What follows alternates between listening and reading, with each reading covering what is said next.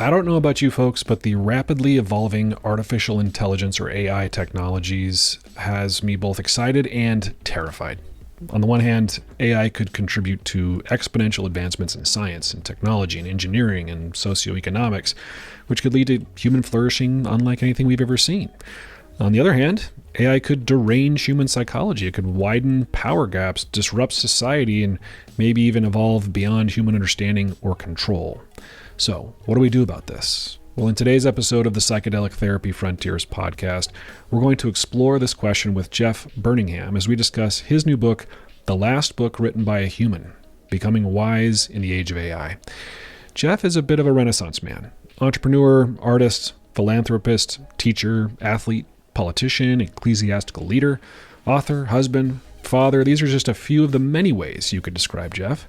We discuss what prompted Jeff to write this book, how AI is a mirror for humanity, the importance of rehumanization in the age of AI, the important lessons we learn from our bodies, nature, and the family, humanity's collective hero's journey, what we need to change at both a personal and society level in order to respond to this developing technology. You can learn more about Jeff and his book at jeffburningham.com. That link is in the episode description.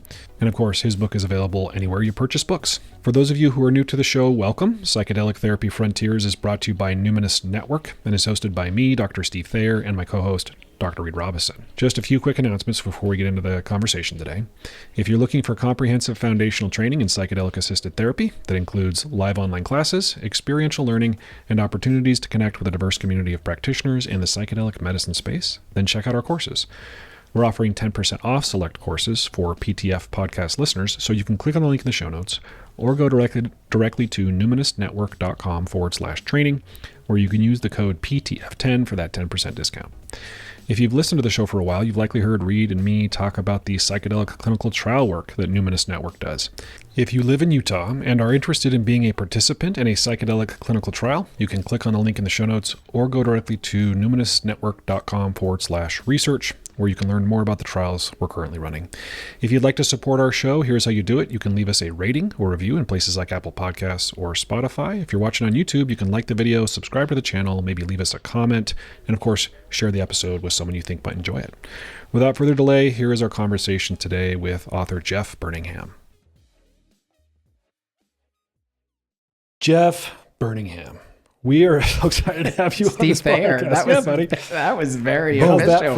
Boom, mic drop. How's that for inviting? So, dear listeners, we're joined by Jeff Burningham today to talk about his new book, The Last Book Written by a Human, Becoming Wise in the Age of AI. Welcome, Jeff. Steve and Reid, it's good to be with you guys, as always. Yeah. Yeah, it's so good to have you. It feels like we've seen the journey of this book over the past, couple years now? Yeah, and it's been a journey. Started for me even longer ago, but yeah, got really serious the last couple of years, and it's finally here, launching to the world August 19th. I can't believe it. Congrats. Thanks, man. It's hard. It's not easy writing a book, especially one like this. Well, and I want to talk about the content of your book for sure, but I would love to go down that rabbit trail talking about just the journey of writing a book for you. But so just to zoom out a bit, the listeners can probably tell that we're buddies. We know you, Jeff. Yeah. But they don't know you. So why don't you introduce yourself to our audience? Who's Jeff Burningham? Yeah. Wow. How far back do we want to go? Isn't that the question? All the Who way. is Jeff Burningham? Is the question. How deep? Yeah, I grew up in Spokane, Washington, the oldest of 6 kids, a very conservative family and religion, like maybe a lot of your listeners. Came to BYU and serial entrepreneur. Started and sold a lot of companies in technology and in real estate. Built some large companies, been an early investor in most of the new tech startups, the buildings along I-15 here in the Silicon Slopes. And then in 2017, actually, kind of when this book started coming alive, I felt myself like being lured into deeper waters.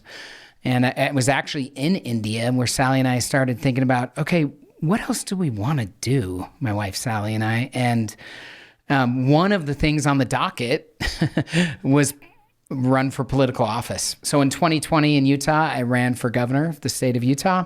The most critical months of the campaign, of course, were March, April, May, and June of 2020. Right when the pandemic dropped. Yeah. And I was running against two very well-known politicians, John Huntsman Jr. and Spencer Cox. And I remember I have a little couch in my home office. I remember March 7th, 8th, 9th, around midnight, sitting on my couch and just weeping because I knew I had laid it all on the line. I had given my heart. Obviously, I believed in the cause and what I was doing. But there was no way that a political outsider was going to win after COVID. Obviously, from all the investments I've made, there's always a flight to safety when there's that kind of disruption. And so it was going to either be Spencer or John. So anyways, I lost the governor's race into the summer of 2020, the pandemic. And for the first time in my adult life, and growing up very Mormon, I was on a super fast track, like you guys can probably relate to, like going on a mission, getting married very young, having kids, starting businesses. Like, I served in the church a lot as a bishop and other things. And I was so busy that after this loss, the summer of 2020 was the first time that I had space and time in my adult life.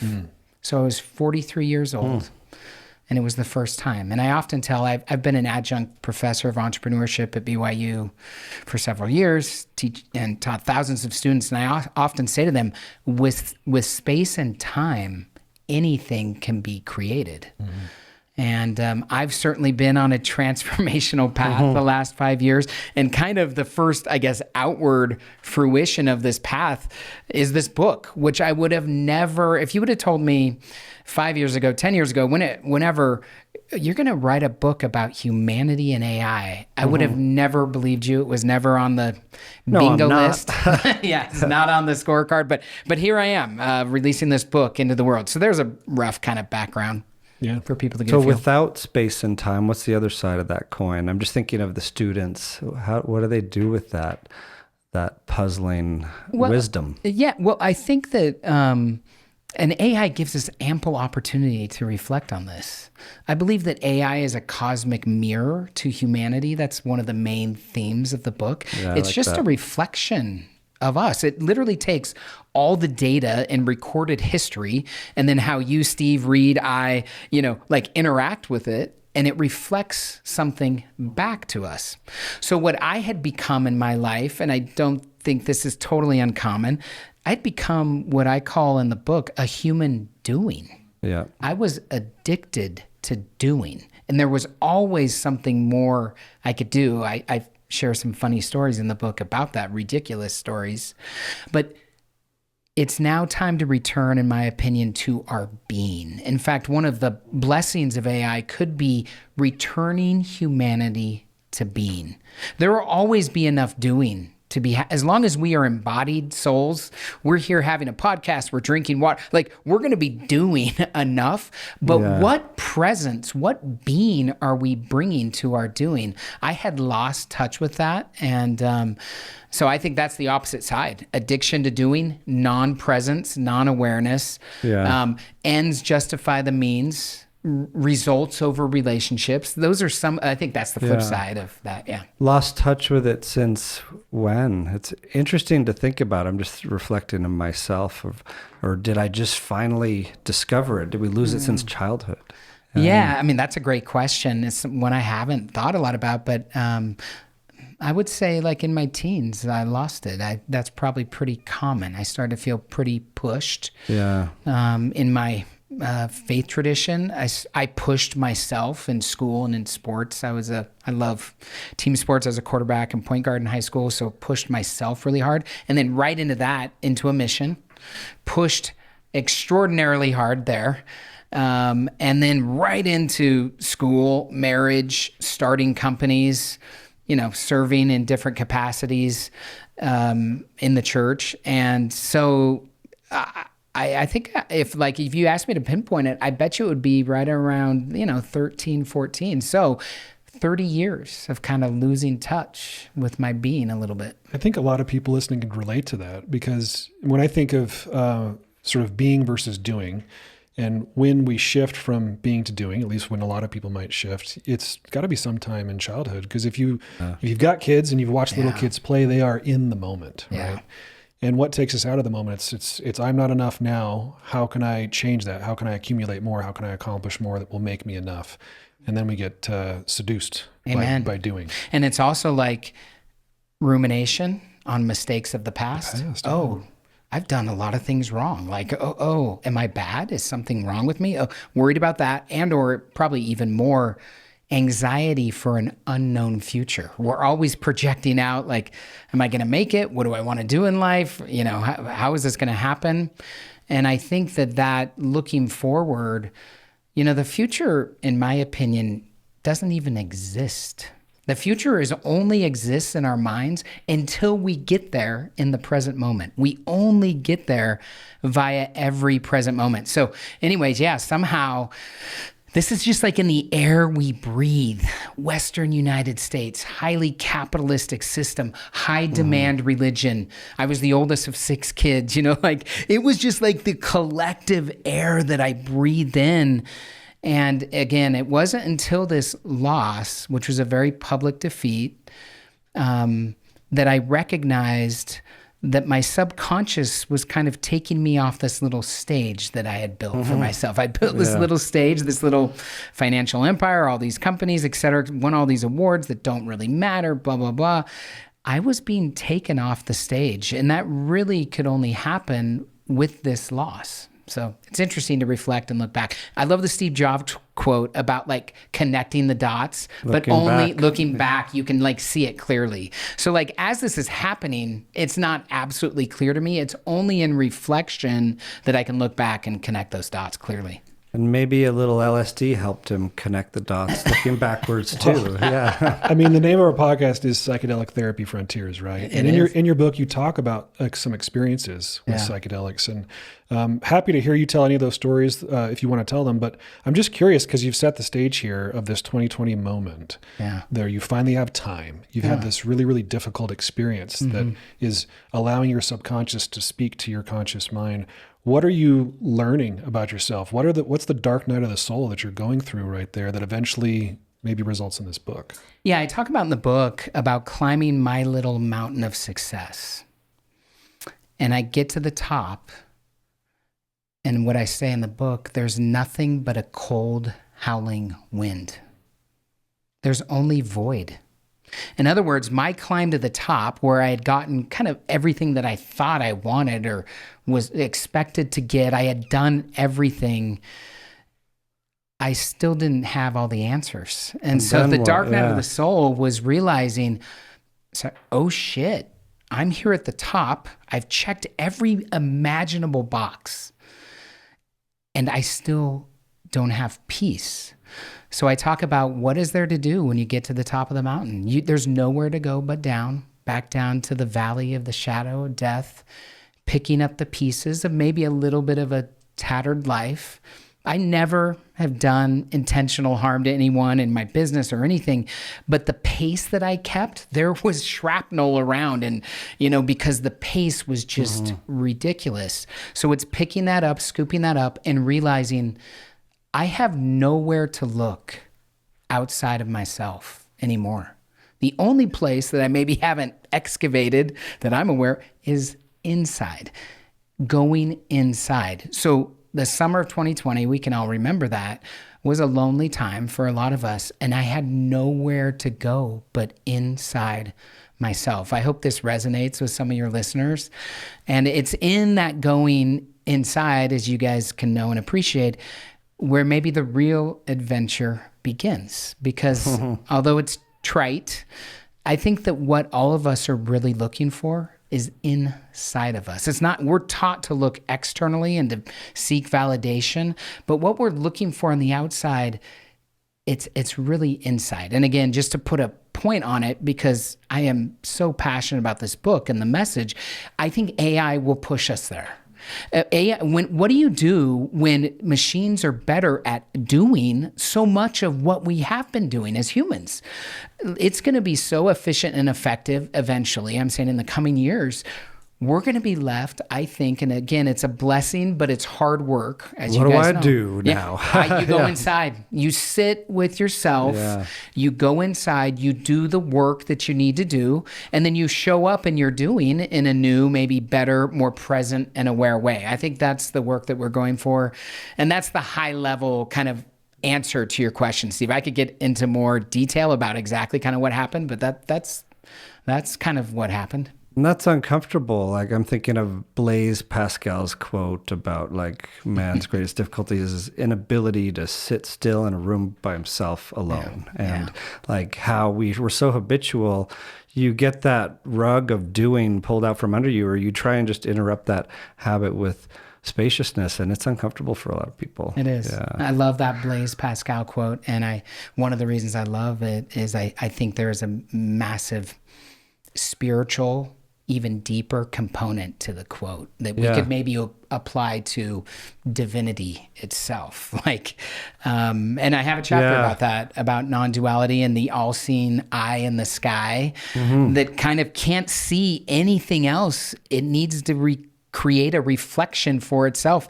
So here we are, and it's beautiful and it's joyful, and we all know that it's messy and heartbreaking. And so anyways, fascinating stuff. I also, go ahead. I was just going to test a hypothesis about your book just to see if Man, I'm right test about it. Put it to the test. It's So- ready. We're researchers. Yeah, I can tell. People might read the subtitle and think this is a book about AI. Yeah.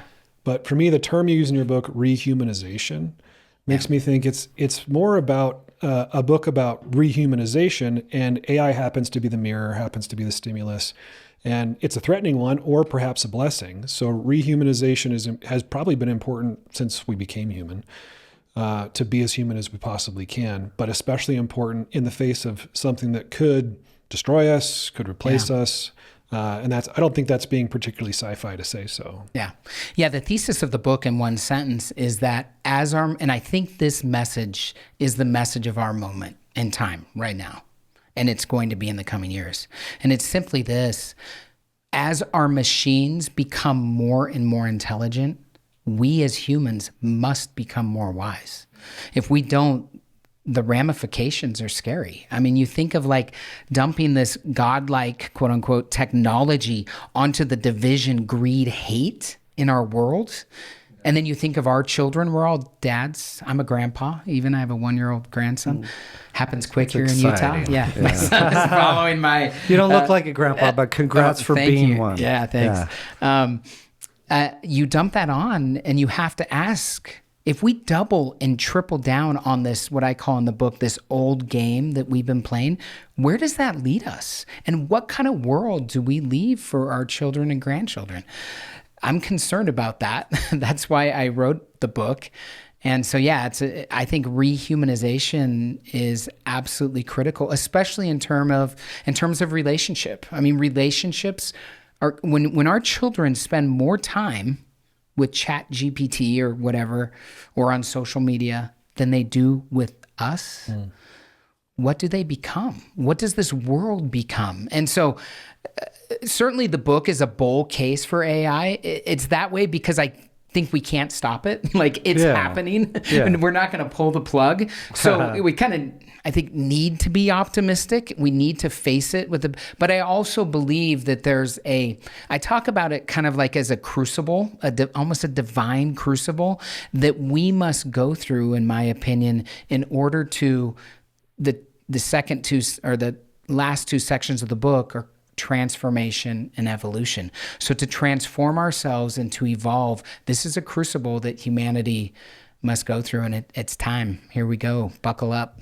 You know, it reads to me like a user guide for being human in a time of AI, and hitting on a lot of key points that I think are extremely crucial. Like I remember 10 years ago, you were an investor in my startup. It's how we met. And I was as a psychiatrist, giving a talk at like StartFest in Provo on mindfulness for entrepreneurs, and just thinking of like, oh yeah, it is hard to juggle all that and be present. And when you're not present in your body, you're dissociated somewhere the future, you are at risk of not feeling the collateral damage, not feeling into the heart of the other being, like you mentioned. And I think it couldn't come at a better time, this message. Yeah, the message seems to be meeting the moment. And Steve, to go back to your question, because I feel like maybe I didn't totally answer. This is a book about human nature. Yeah. I mean, it's maybe 23%, I'm totally guessing there, about AI and technology, which I think is really interesting.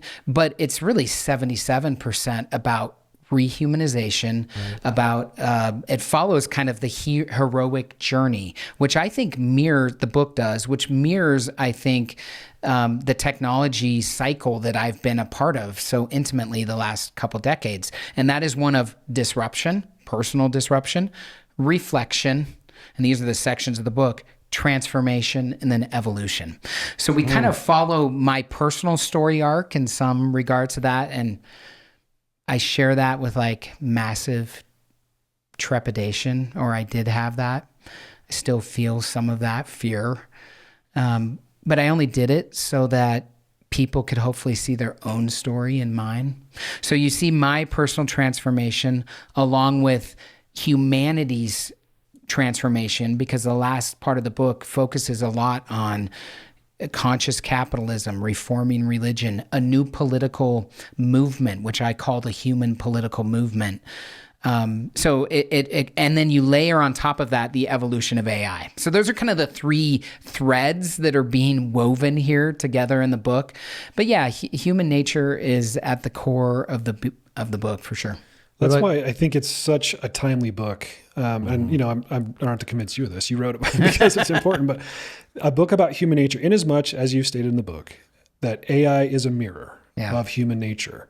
It would be really important, if we're going to sow the seeds of what AI will become now, that we do it with our best foot forward, the best aspects of human nature. Yeah. And I think you articulate that really well in the book. Thank you. Yeah, I tried. But you mentioned the kind of vulnerability that a book like this takes, where you're not just, it's not an academic treatise on AI and human nature. You're putting a lot of yourself in this book. Yeah.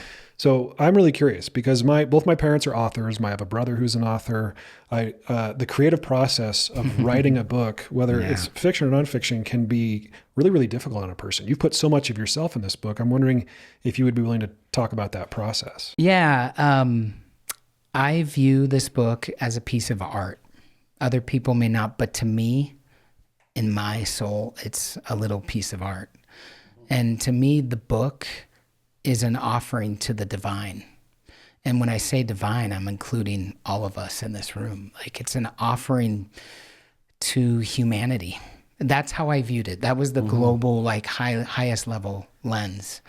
Now, the negotiation that I went through, like, I'd be curious for you guys to break this down, because I could pretty clearly, I think, really fairly quickly here, do the steps that I went through. So the book starts, the river is a main metaphor in the book, and the book starts on the Ganges River in Varanasi, India. Sally and I are looking upon a scene, something that was very foreign to me as a Westerner and as a Christian. I'll just leave it at that. But that's where it starts, and then it ends at the Virgin River in Zion's National Park in southern Utah. And this river of consciousness, this river kind of flows through the book.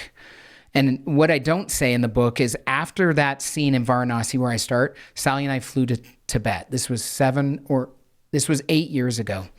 And I'll say this, God, source, the universe, my higher self, whatever word you want to use, woke me up in the middle of the night. You guys probably know these feelings and experiences, and said, Jeff, you're a writer.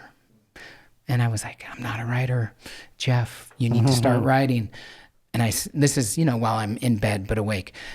I'm way too busy. I'm an entrepreneur. I'm running a multi-billion-dollar private equity firm. I'm investing $100 million in venture capital. I'm on 20 plus boards.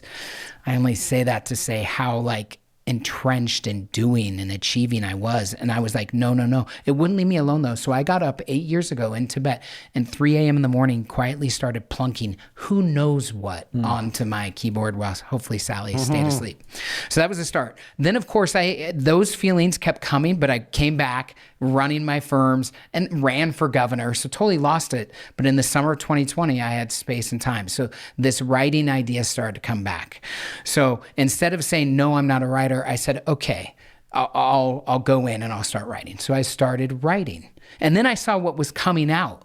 And I was like, oh, no, I'm not writing that. Like, I'll be a writer. You know, I should be, you know, I'm saying theoretically, or like writing this, you know, here's how cool I am and successful I am, whatever stupid stuff. Write a playbook or whatever. Like what? And I feel bad that I said stupid, because that's all good and fine. This book is kind of the opposite of that. It's an inside look into maybe the shadow or the darkness, the hard parts of myself. So it's the opposite of that. So when that started coming out, I said, oh, no, I'm not writing this. This is like a negotiation with God, right? These are negotiations that people go through. And this is maybe the heroic journey.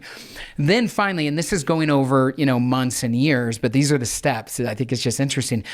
Then it became, okay, I'll write that, but I'll half-ass it, kind of. Like, I won't really tell the truth. I'll say I had this dream instead of, you know, I ate a mushroom and here's what happened. I had this dream and here's what happened.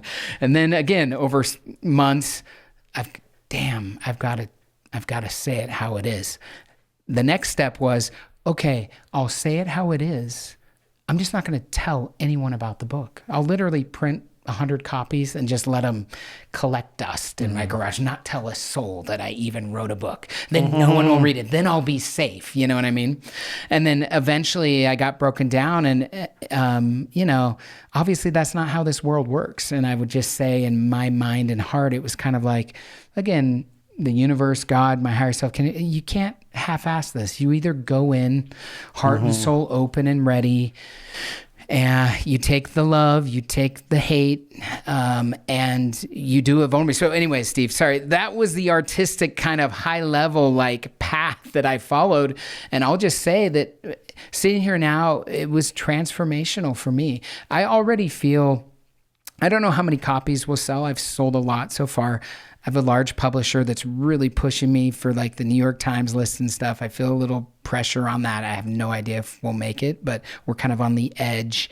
But regardless of whether I sell 10,000 copies or 10 million copies, I feel like I've won because of the process that I've gone through. I'm already in my soul, like I've already sucked a lot of the good fruit out of this project, even before I started talking about it to everyone I know and people like you know. Anyways, that was long, but if it's an offering to the divine, you're doing it. And you know what's neat to reflect on is having been your friends through parts of this journey. Like in recent years, I remember sitting with you somewhere in a mountain or maybe one of our homes over a meal, and you expressing that trepidation and the fear, and it was bigger and it was palpable. But when you talk about it today, there's this like new confidence, this new trust fall where you're just doing it, this glow about it that I think is really neat to see. Like, you know, there's an impact but you have signed on to this adventure because you know you need to do it. Well, and I think that's the part of the hero's journey, right? And I think the heroic journey is the journey that we're each on individually. And I think the underlying truth is actually much bigger than that, which this is kind of there's a heroic journey that we could say all of humanity is on together. And I think AI is pushing us down that path, or meant to be a tool down that path. And so maybe I've come to the point, I hope I have. There are most nights I have. There are still some nights where I stay up late, but where I've accepted the call, like I've accepted the call. I've surrendered.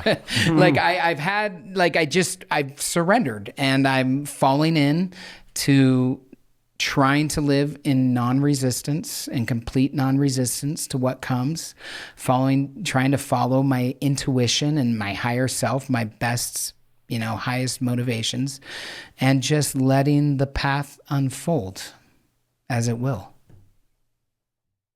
Do you think this rite of passage of midlife that you talk about in the book, that I'm just so fascinated in these days because I'm probably in the thick of it, right? And like might be. Does everyone do you feel like that's a part of everyone's journey? I think that's a part of everyone's journey for sure. I think the way they handle that differs greatly. A lot of people, again, double down on external, I think, in midlife. Yeah. They go to the outside, they buy all the fancy cars, they would, whatever. I don't want to be negative on anyone's path. So take the path that you must. But I think they double down on external, and I think that bites them in the butt in the end, and the other path they could take, the one that I have taken largely and I'm trying to take, is going inside and saying, like, what is it about me that I can heal?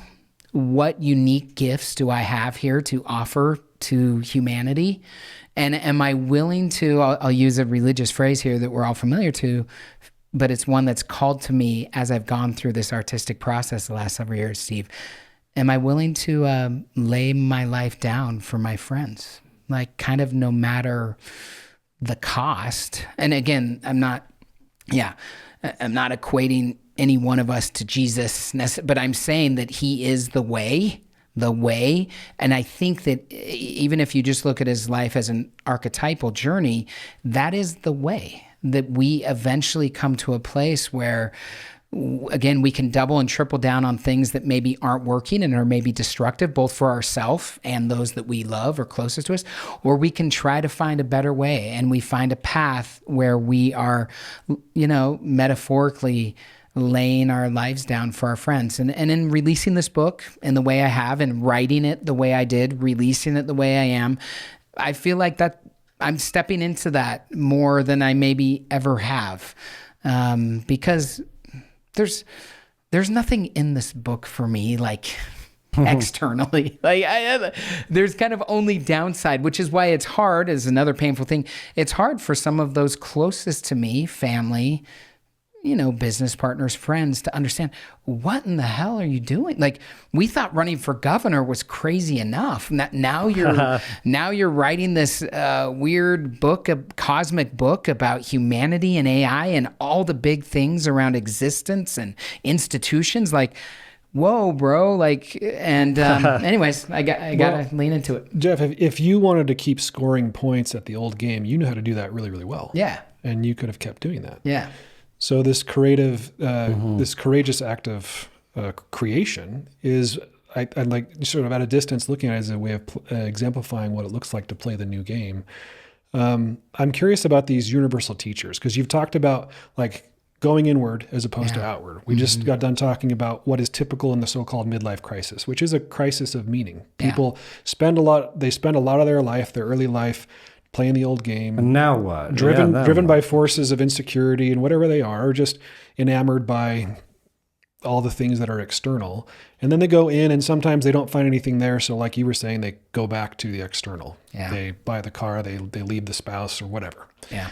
So as you go internal, in your book, you talk about these three universal teachers, the body, family, and nature. Yeah. So walk us through those. Yeah, I think these are critical in grounding us in an age of intelligent machines. These are three universal teachers for every incarnated soul, the 8 billion or whatever of us on the earth right now. These are teachers that we can go back to. And by the way, we can go back to them with like bitterness and control, or we can go to them with ease, love, and grace. And so I encourage the readers to go back to these universal teachers. One is the body. One thing that I fully did not appreciate or comprehend until the last 5 years, and I have to say that, a couple of psychedelic journeys that I have had have helped me on this path, was the wisdom that is found within the body. Like, we hate our bodies, we judge them, we neglect them. There is so much wisdom and value in having a body. And again, AI is not embodied, at least yet, and for the foreseeable future. It does not have a body. This is a massive differentiator for us in a positive way. The body has massive wisdom. So there's the short whatever on that. The second one is our families. Look, there's no perfect family. We're all wounded. Another thing that I would add to your midlife crisis comment a minute ago is the other thing we can fall into is just into our programming. So much of us live in unconscious patterns that, again, we're in the air we breathe. I was just with my grandson at our lake place last week. He's 1 year old. He is totally helpless. Like, without my help and his parents' help, he's going to die, and we were all like that at one point. So programming isn't all bad. It's not all bad, but some of it isn't great. Some of it's not true. And so at our midlife, we're able to reassess that from a more experienced, mature place. And I think that reassessment is critical. So, and unlike AI, we can reprogram and deprogram ourselves in powerful ways. I'm saying if an AI is given directives and it's not acted upon, theoretically, I don't want to get into the agentic nature of AI, but theoretically, it's doing what it's doing. We have the power to change, to transform. It's beautiful. And I'll just say the family, no matter your family, your closest relationships, no matter how ugly it's been, no matter the wounding, which we're all wounded by our families, can't help it. I say that most often, of course, except maybe in the most abusive situations, your family is the way. They're not in the way. And I encourage people to return to those human relationships because, again, in the age of highly intelligent machines, we need to keep human connection. Sorry, I'm kind of going long. The last one, nature. Nature models for us the reality of existence all day, every day, and we take it for granted. We don't, the rise of the sun, the setting of the sun, the change of the seasons, it is showing us that life and existence is a never-ending cycle, in my humble opinion, of life, death, and rebirth. And any time that we can be embodied in nature, grounded to Mother Earth, grounded to the earth, it has a static, clean essence that we can connect with, that can ground us. These are all critical teachers that we can return to. And I think they're important in a digital age when more and more of us are living in the cloud, living online. We're living in these digital systems that are increasingly filled with machines and AI, not real people. These aren't even comments from real people, So anyways, those are the three universal teachers that I think are critical, some of them, for humanity to return to. Not to mention, to tie it into the podcast, Psychedelic Frontiers, right? Mm-hmm. A mushroom comes from the earth. There's nothing. It's from the earth. And so that is part of the hidden wisdom that is probably there for us to lean into wisely in the decades to come. That you find by going inward and being embodied, like you mentioned. I love that. Like, robots do not have that nature, that family, or certainly, like, Buddha is said to have said something like the body is your vehicle to enlightenment. And whatever the words were, I think there's, like you said, something to that. And that's how we feel our emotions and how we feel that, like, aliveness, the passion, the intuition, all of it. And yeah. Yeah. And you think of quote unquote technology, AI's unbelievable. But it's not close to like the technology yet. It mimics this in the beginning, but of the human brain. I say in the book, I think the greatest technology humans or we've ever created or whatever is intimate connection with another human, because that's where the rubber meets the road. That's where transformation and evolution happen. And that's not something that a machine can really understand empathy. Or feel. Yeah, true empathy. True empathy. True pain. Like a machine doesn't cry, grieve in the way we can. Again, I think that AI is going to cause us as humanity to recognize the beauty in being alive and in being embodied, and in what I'll say, the imperfection. Because as AI becomes more and more efficient and effective, this world could become like whitewashed and like boring as hell.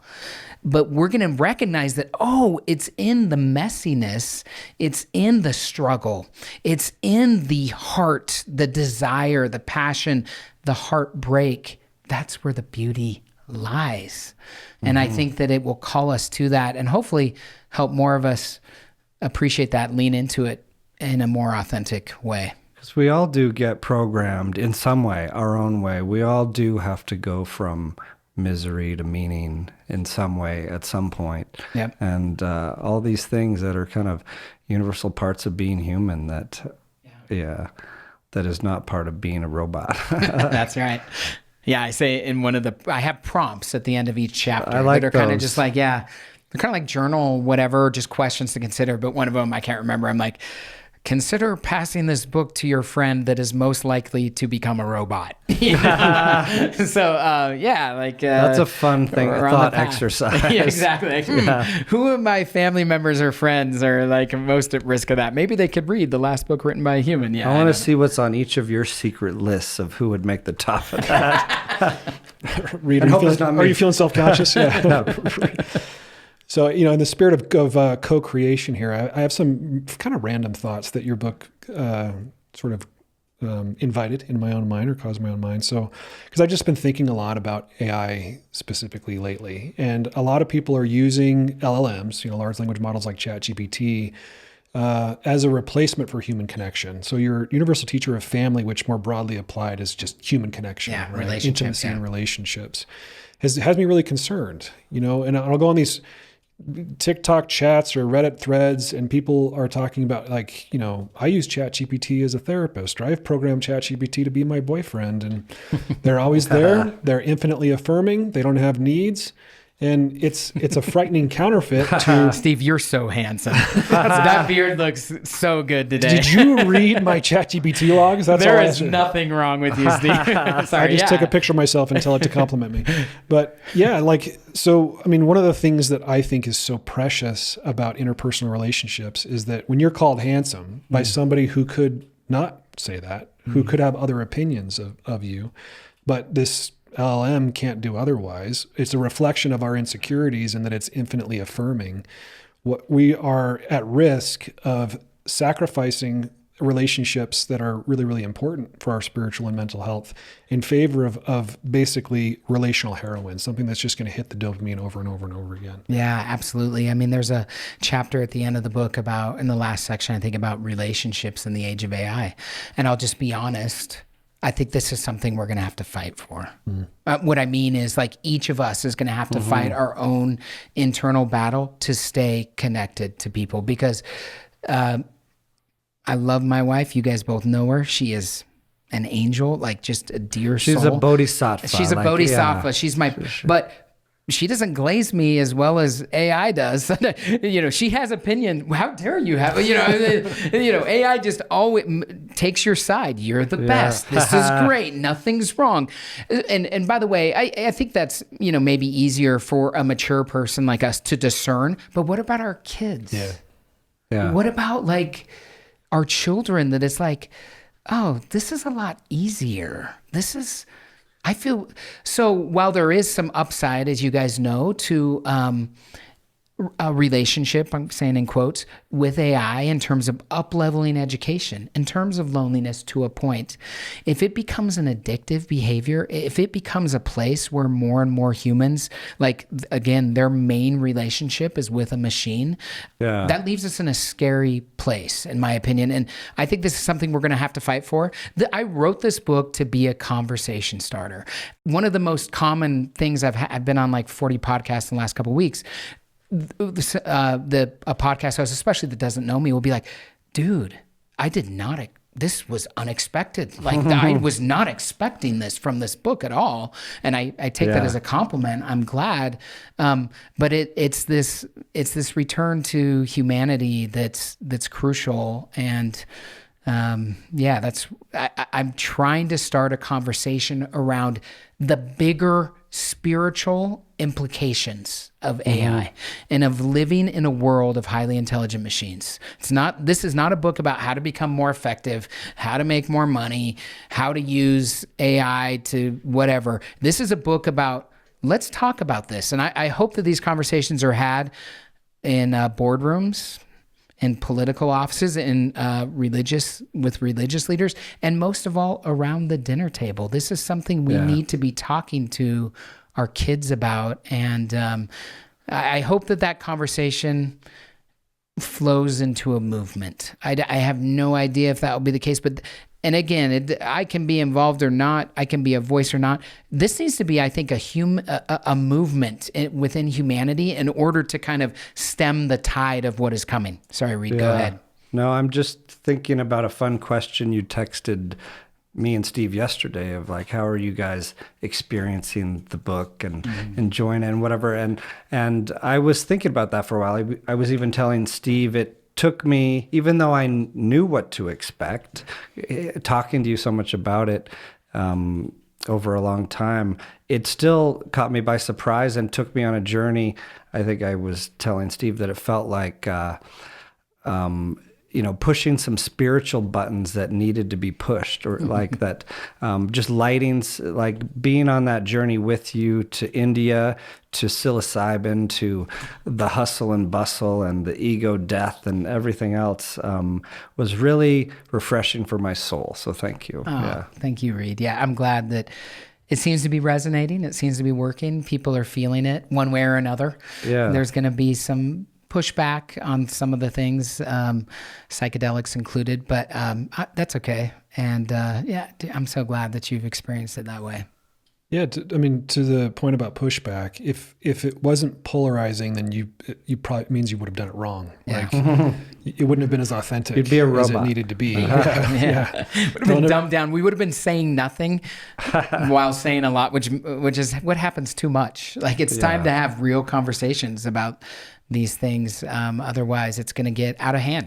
I think it's going to get away from us. I think it already has. I think like social media is a good example of that. I talk of that being like kind of a baby AI, like a general use technology, which means most of humanity uses it.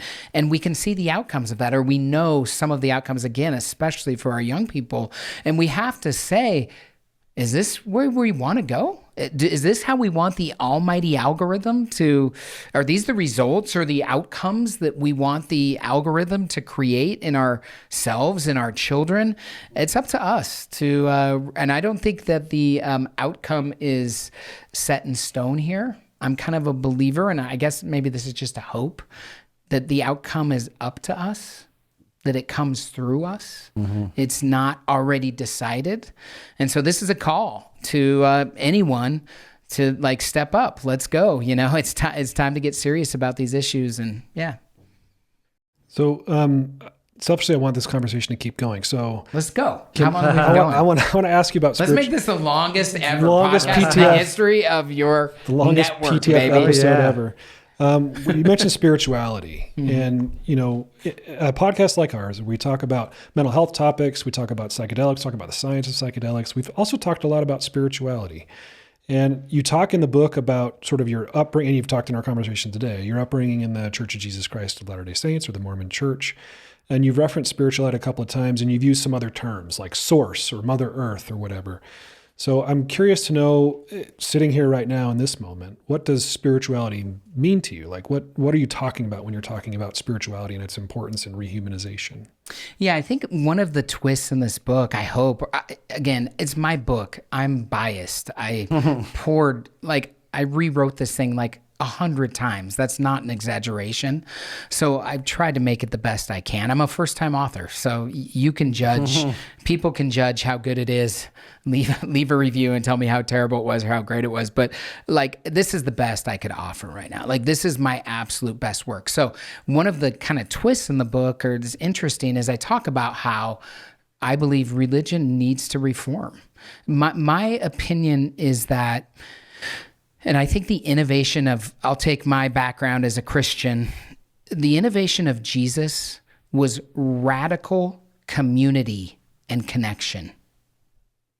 Can you argue that? Like, that was radical community and human community and connection. That was the innovation. It wasn't, it was community and connection. And so the question I ask in that chapter, the key question is, in an age of highly intelligent machines, what special practice or belief should really stand in the way of human community and connection? And I think that religions must ask themselves that question here in the decade and decades to come.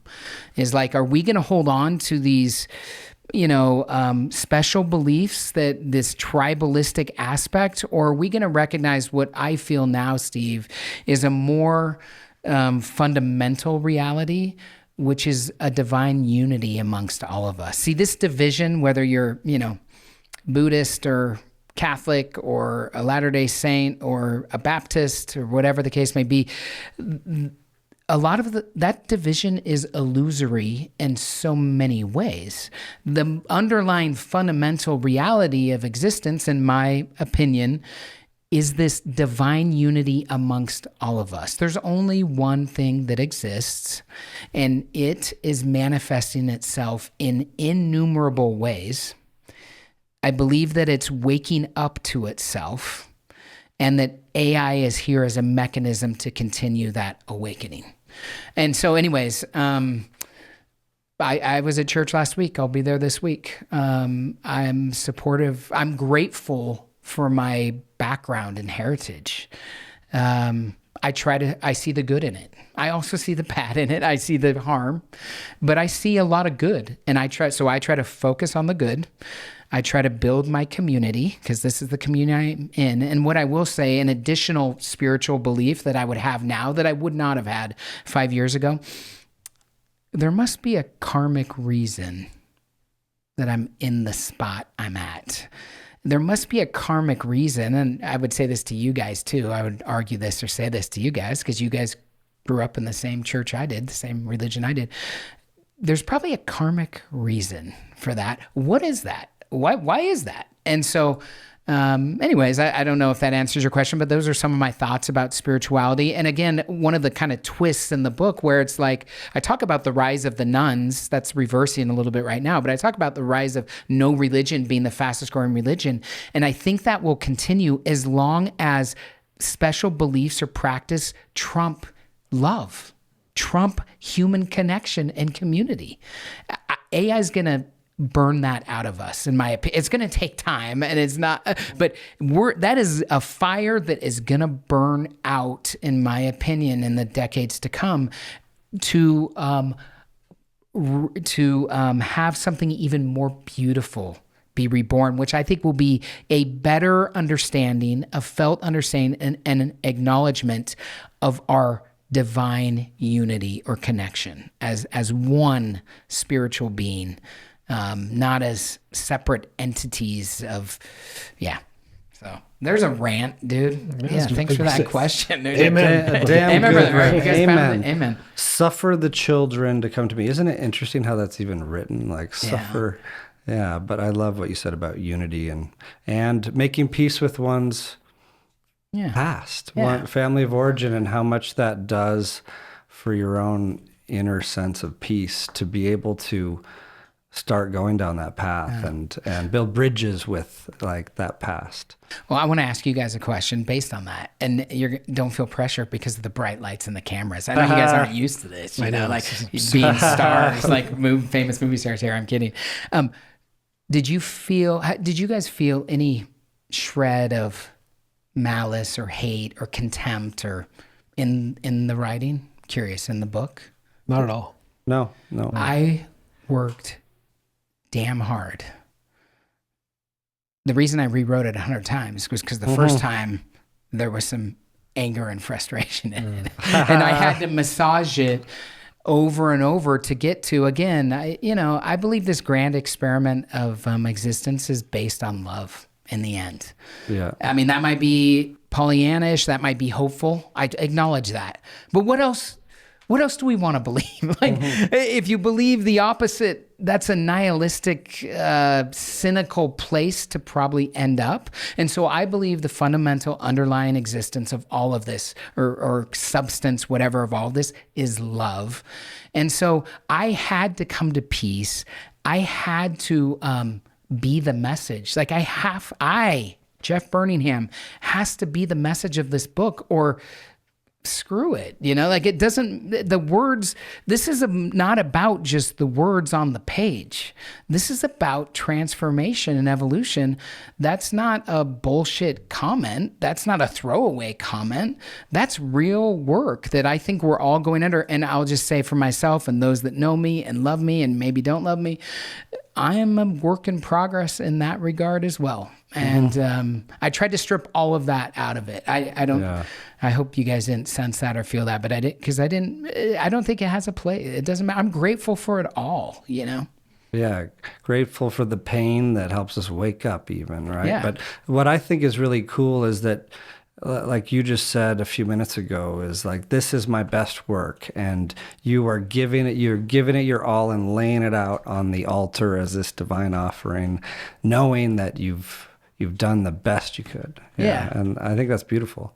I've definitely felt like a tortured artist, like I never have before, because there were 100 different ways that I could take this book, or so many. And honestly, I read the Audible book that will come out in September. So I read the Audible. It'll be your voice? Yeah, Cool. my voice. Yeah, Cool. I read the whole thing. And I saw some things I wish I would change now. I saw the imperfection in it. I saw like, oh, like, of why course, did I? yeah. Yeah. So the point is, it's such a painful, this artistic process. It's such a painful hollowing out process. By the way, that's why it's magic. And that's another blessing in the age of AI. I think that so many people have books in them. So many people have art in them that is stuck because we're so fixated and or focused on doing. We may have more time to explore human art and potential in the days to come because of AI. So that's another little beautiful silver lining potentially. I love thinking about that. Like, what would be birthed in any given human, and you and me, with the right time and space. And if we really worked through those fears of the vulnerability of it all, or like, I think we're going to find out, Reid.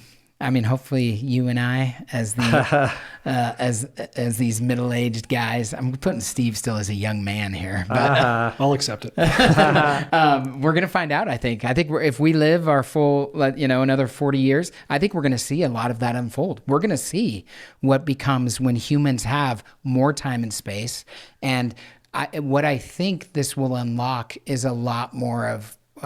Here's my bet, guys. Tell me. Here's my bet. I'm betting on a renaissance of consciousness in the human race in the next decade or two.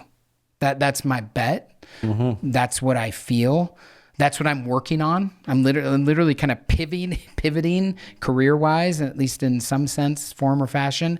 And I'm going to dedicate my life to trying to help that renaissance spark. That's my bet. That's what I think is coming. That's what I hope is coming. And I appreciate the good work that you guys do here because psychedelics are a tool. They're a tool to get there. They're certainly powerful. There certainly should be done, legally and responsibly, of course. They should not be trifled with. But I think they're a tool in our tool belt to help more consciousness enter the earth. Yeah, they have been for you in your book, and for us, like we've shared, and we agree 100% on the words of caution too. It's interesting. I think of this adulthood journey of waking up and then growing up, and we forget sometimes about the growing up part, the hard work, the pain that's in between every pleasure and the mundane and the grunt work. And it reminds me of a phrase, you probably didn't catch it in the book, where I said to Sally, like, welcome to adulting. Yeah. That's what I've said to Sally as we've gone on our own kind of spiritual journey here, especially, this really started the last decade, but the last 5 years in earnest after the governor's race. I welcome to adulting. Like it's time to grow up. It's time to face your stuff. Time to, summon the inner courage to lay your life down for your friends. Do the best you can to try to make a difference. Even if it's little. I think every ounce of consciousness matters. Like the more we can bring that into the world, I think the more beautiful the world will be.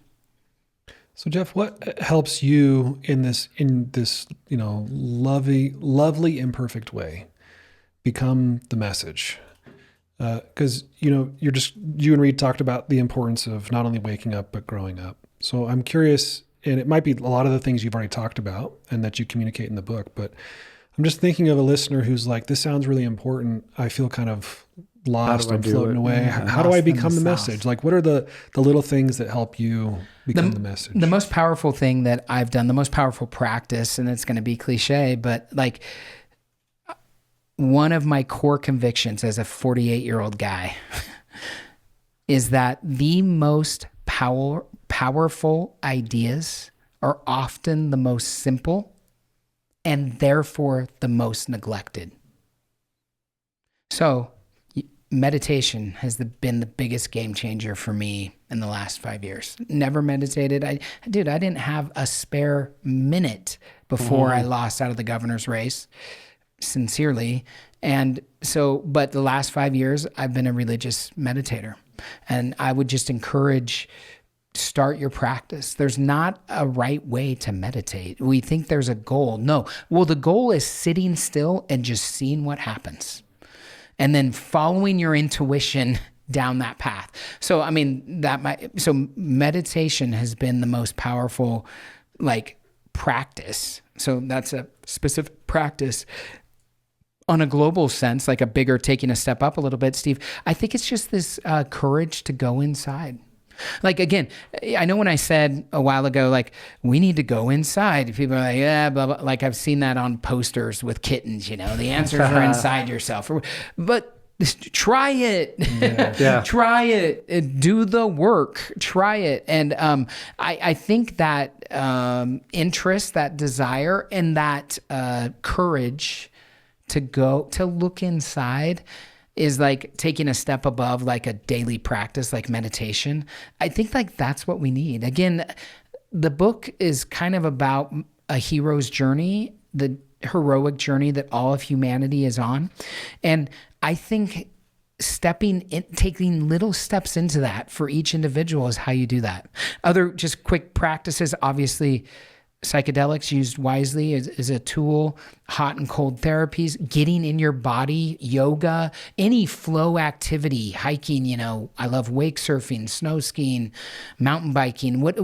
Those are all things that can get us in our body where this flow state occurs, where our mind is occupied enough so that we don't kill ourselves, or wreck or whatever, but it's open enough to receive like inspiration. And then you've got to have the guts and courage to like follow that. I think if anything I've done in my career or anything I've been proud of, or I am proud of, I built a lot of big companies, which I've loved, by the way. I love my partners. I love the companies we built. It was a crazy good ride, but I have the guts to follow. I seem to like have a propensity to follow like my heart, to follow my intuition, even when it's scary. And my point in saying that is just, I think we need more of that. I talk about pattern breakers in the book. We need more pattern breakers, more what I call anomalies. I love that section. That's fun.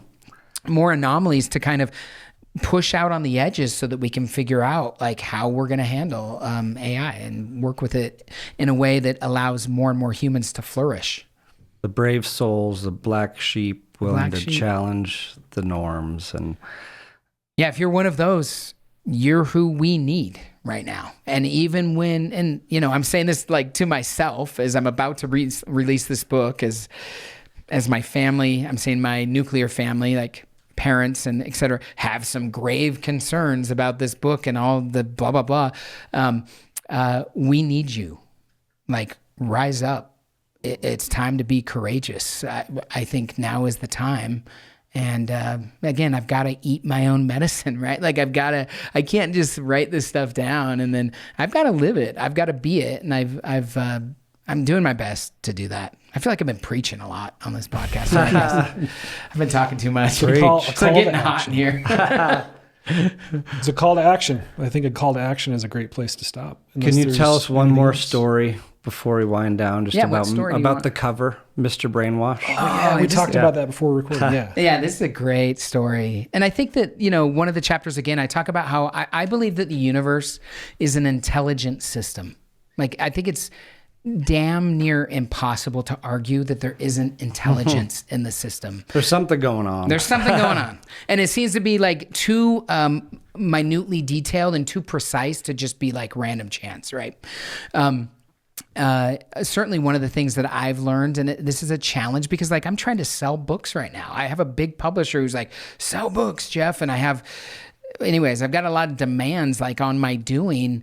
What I'm so conscious of now is presence and awareness, and in living what I would call in flow. So check this out. I love modern art. My favorite artist in the world is Mr. Brainwash. He is a contemporary of Banksy, which the most famous, and maybe, by the way, part of Banksy. I kind of think Banksy is a consortium of modern artists because, he's anonymous. Yeah. But anyways, okay, let's not go down that rabbit hole. But anyways, so this guy is awesome. Sally and I have collected his art for a while.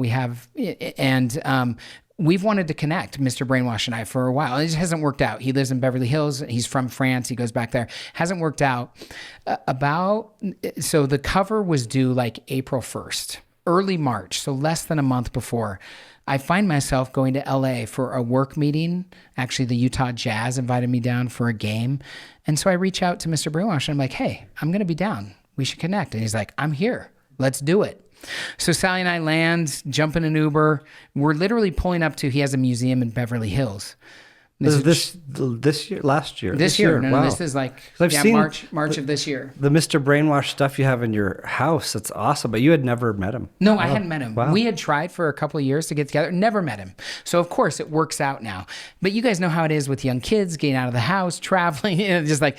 we were so busy jumping an Uber and we're pulling up to, this is a true story. Sally would identify it. It's just interesting. I think it talks about synchronicity. I think it talks about intelligence beyond our own in surrender and in the universe as an intelligent system of design. We're pulling up to the Beverly, and I said to Sally in our Uber, I'm just like, I wonder why we're meeting with Mr. Brainwash now. And right as I asked that question, literally this had not crossed my mind. I was like, I think he's going to do my cover. And Sally was like, whoa, that would be awesome. But I don't know, that's crazy. Anyways, literally we jump out of the Uber, high fives and hugs, hit it right off. He's a crazy kind of dreamer, thinker, artist like I am or am becoming. So we just hit it off and he asked me within 5 minutes of meeting with him, he's like, so I know you've been really successful in business, but what are you working on right now? And I'm like, I'm working on this crazy cosmic book about humanity and AI. And he's like, really? What's the name of the book? And I said, The Last Book Written by a Human. And he kind of takes a breath. He's like, I'm doing your cover. This is a true story. This is within 5 minutes of me saying this to Sally. No way. I know a lot of people will chalk that up to coincidence and whatever. This was not coincidence. And then we proceeded to spend the next 3 hours with him.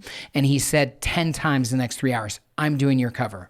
So we became dear friends. He is a crazy artist. I mean, I was working with him at midnight, 10 nights the next 20 days to get this cover out. And so, yeah, the cover, wow. I put my heart and soul into the covers too. It's from a famous artist, Mr. Brainwash. I think it represents kind of the message of the book. And anyways, that was a cool synchronicity and story about the book that might be interesting. I love that. I had no idea. Yeah. I'm glad you remember, Reid. That's awesome. That's such a cool story. Yeah. That's what, within 5 minutes of me in the Uber saying, wait a second, it just can't, he's going to do I think he's going to do my cover. I wasn't going to push him. I wasn't going to ask him. I had no expectation. We can't be attached to outcomes for the magic to probably happen. And he was adamant that he was, and this is too, apparently. And he just did it. He looked at the book. He loved the message. He resonated deeply with the message, and he just pro bono, and we worked, I don't know, but 50 hours, maybe 30 to 50 hours over the next 20 days on getting the cover just right. And he just donated it all, and I can use the artwork, and it's beautiful, beautiful cover. I hope put a print in our office here. Yeah, you can. Yeah. Cool. We are in desperate need of art in this Yeah, it's a little ramshackle down here, guys. Yeah, a little podcast humble beginnings. Yeah, we all come from humble beginnings. Yeah, but people can buy the book anywhere. It's sold everywhere: Amazon, Target, Walmart, Barnes & Noble. And I'm probably the best way to find me is just at jeffburningham.com if you want to follow along with the journey. I have very mixed feelings about social media, and I do not love it, but it's something I'm having to do. And so I'm at Jeff Burningham on pretty much every social media. Just launched a Substack a couple days ago, a TikTok a week ago. So anyways, if this resonated with anyone, go ahead and check it out. But more than that, I love being with you guys. And let me just say, maybe this is too personal. I really appreciate your friendship. I appreciate the journey we've kind of been on Yes. through midlife, Steve, together through, some of these adventures and growing up. I think this is what it's about. This is the human connection that we need to continue to seek out and fight for. Thank you, buddy. Jeff. Yeah. Likewise. It's so good to chat. Yeah, it's good to be with you guys. Thanks, Jeff. Namaste. Namaste. Psychedelic Therapy Frontiers is brought to you by Numinous Network, a company committed to helping people heal and be well by delivering technology-driven clinic support, clinical trial research, and comprehensive practitioner training in psychedelic-assisted therapy. You can learn more about Numinous Network at numinous.com. That's numinus.com. If you enjoyed the show today and you want to support us, here's how you do it. You can leave a rating or review on places like Apple Podcasts and Spotify, subscribe to the Numinous YouTube channel, like the YouTube videos, and share the show with somebody you think might enjoy it. If you're interested in comprehensive training in psychedelic-assisted therapy, check out our courses at numinous.com/training. These courses are carefully crafted by Numinous professionals like myself, Reid, and others, and include live online classes, experiential learning, and opportunities to connect with a diverse community of practitioners in the psychedelic medicine space. I really love teaching these courses and connecting with you all, so check out numinous.com/training, and I hope to see you at the next training cohort. The content of this podcast does not constitute medical advice or mental health treatment. Please consult with a medical or mental health professional if you believe you are in need of mental health treatment.